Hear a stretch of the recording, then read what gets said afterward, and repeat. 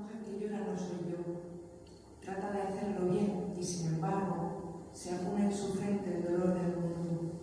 Tiene las manos gastadas de arar tiempos mejores. Llegan las heladas antes de recoger el fruto.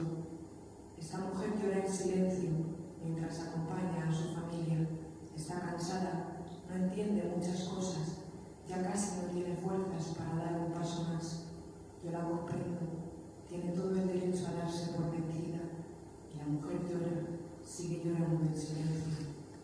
Esta mujer que llora no soy yo, y la quiero aunque siga llorando, la quiero con fuerza en su debilidad, la quiero también frágil, la quiero y la comprendo. Esta mujer que llora se merece lo mejor, se ha ganado todas las primaveras y cada luna llena de cosecha. Esta mujer es valiente, y yo le beso las manos apretadas, le beso los párpados doloridos, el pelo enredado por el viento frío le beso. Esta mujer que llora bendice cada día a su familia y su casa, bendice la naturaleza y los 4 elementos, bendice amigos y desconocidos, bendice la helada que arruina su vendimia. Esta mujer es brava y yo la quiero por valiente. Esta mujer que llora el dolor del mundo riega la tierra con sus lágrimas y los pájaros que vienen a beber en los charcos ahogan con trinos su tristeza.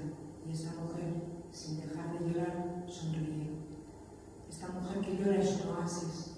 A su alrededor crecen palmeras y exóticos árboles que dan flores y frutos. Los dátiles son jugosos allá donde